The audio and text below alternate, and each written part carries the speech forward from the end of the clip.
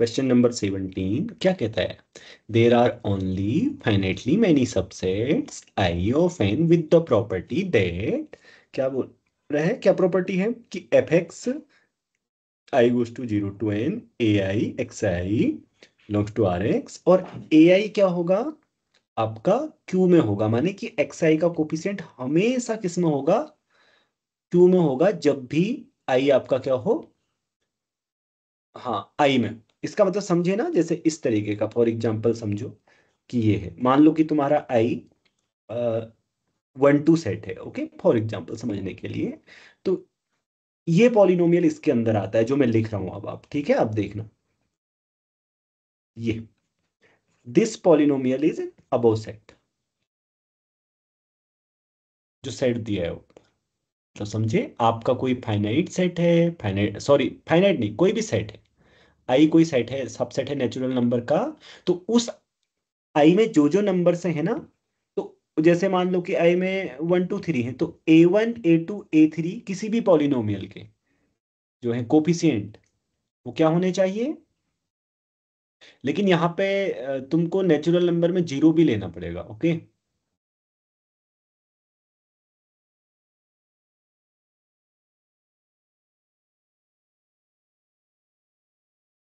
या अगर लो तो ठीक है, मतलब नहीं भी लो तो चलेगा।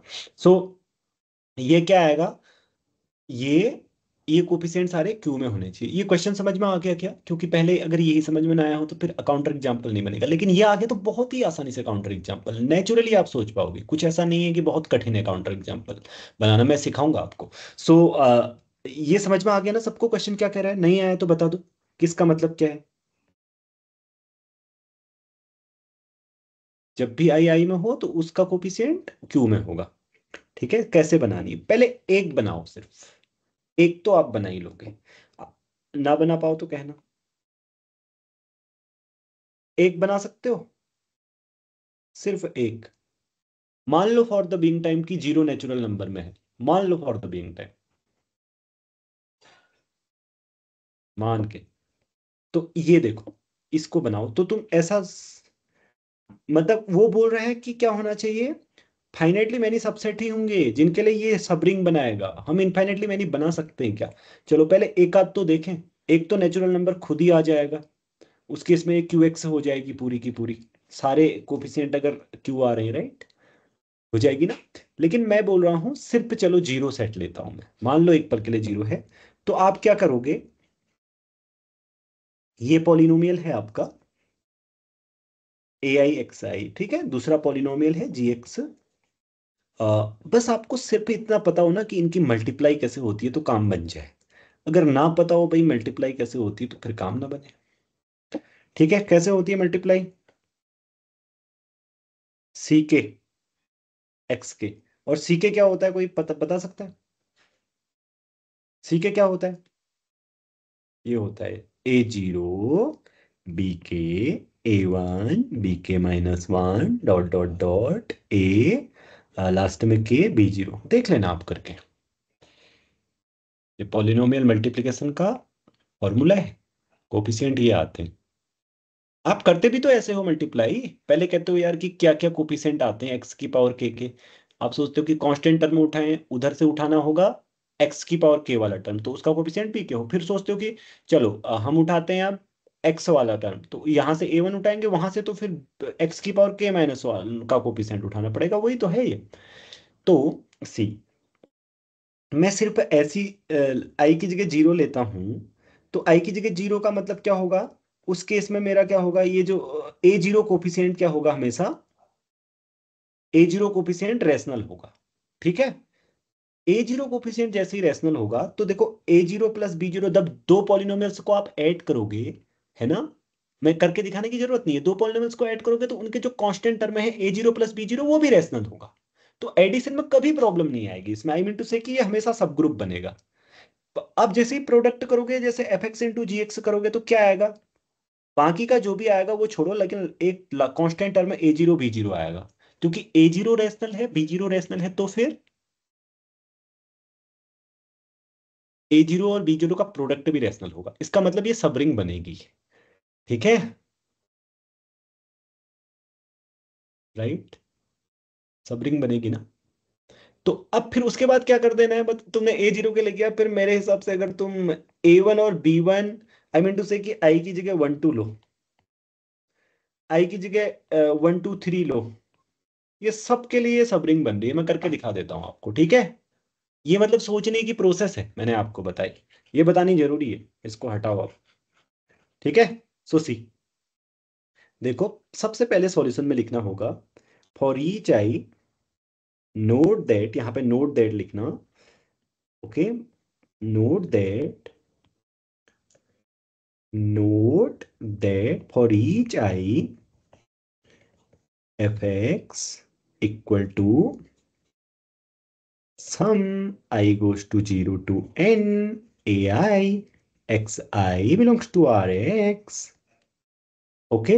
डॉट डॉट डॉट, जो भी ऊपर दिया है प्रिय विद्यार्थियों, is a subgroup, right. We only need to check, we need to check सब, आई मीन जो pro closure axiom for multiplication, okay.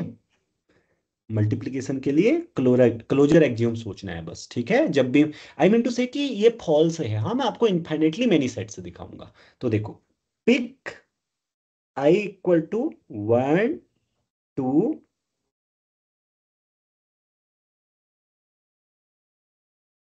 एक प्रॉब्लम है इसमें, एक्चुअली 0 प्रॉब्लम करेगा ना।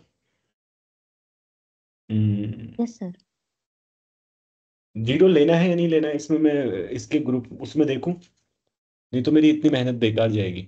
0 लेना है या नहीं, नेचुरल नंबर में क्या दी है इसने डेफिनेशन, ऊपर दिया होगा नोटेशन एंड कन्वेंशन में। यस मैं सर, मेरे 0 है। 0 है नेचुरल नंबर में नोटेशन और कन्वेंशन में।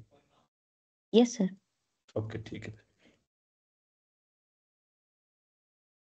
तो उनकी डेफिनेशन से 0 लेना है हाँ नेचुरल नंबर में, ठीक है। लेते ही हैं बहुत सारे ऑथर्स 0, लगभग लगभग मैं यहाँ देखता हूँ कि 0 लेते ही हैं, कुछ नहीं लेते हैं भाई। तुमने ऐसे भी सीखा होगा, क्योंकि 0 भी काउंट तो करता ही है कुछ, इसलिए, ओके। अनामिका पक्का कह रही हो ना नोटेशन या कन्वेंशन में है। हाँ सर, पहली लाइन अभी देखा है मैंने, पहली लाइन हाँ तो यही बच्चों देख यही लो, है। राइट। हाँ तो देखो मैं एक चीज आपको फिर बताता हूँ, मैंने सावधानी दी है, नोटेशन एंड कन्वेंशंस पढ़ लेने चाहिए, गलती हो जाती है कई बार। रिंग वाले क्वेश्चंस में गलती किए थे 25 बार बचले उस बच्चे, उसमें क्या लिखा था कि एवरी रिंग हैज कॉमन, मतलब हम मानेंगे कि यूनिटी है रिंग के अंदर, लेकिन जब बच्चे क्वेश्चन कर रहे थे तो वहां उन्होंने नॉन यूनिटी वाले एग्जाम्पल से काउंटर कर दिया किसी चीज को, समझे।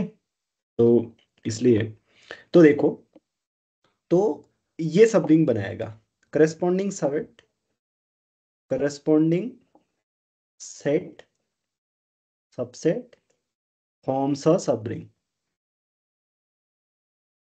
अ सब रिंग, ठीक है। देखो क्यों, क्योंकि मान लो कि कोई भी दो पॉलिनोमियल ले लिए आपने, sum a I x i g x, sum b j x j, ठीक है।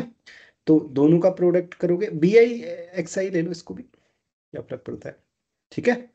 क्योंकि पॉलिनोमियल को ऐसे भी डिफाइन कर सकते हो ना आप कि फाइनाइटली मैनी ही इसमें नॉन जीरो हो, मतलब फाइनाइटली मैनी ही नॉन जीरो हो सकते हैं, ज्यादा जीरो है, ठीक है। सो एफ एक्स इंटू जी एक्स क्या आएगा, सी के एक्स के, वेर सी के इज क्या होता है, मैं फिर बोल रहा हूँ A0 बी के, अभी बोला था मैंने A1 B1, sorry A1 B क्या, K-1 dot dot dot B0 A के।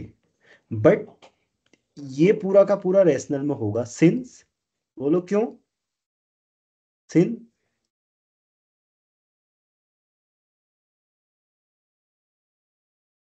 समझ में आया। अगर मैं आई को ऐसा लूं जो मैंने लिया है, तो डेफिनेशन से जो सेट है ना, ये करस्पॉन्डिंग सेट की डेफिनेशन है कि ये A0 A1 dot dot dot A के ये सारे रेशनल होने चाहिए। तो बस इसका मतलब मेरा जो दो पॉलिनोमियल्स का प्रोडक्ट है वो क्लोज्ड भी है, okay. So we have found the counter example, and के आपके हाथ का है, के की जगह जो लेना है सो ले लो, ठीक है, so it is a false statement. तो now you are feeling right, the paper questions are not really difficult.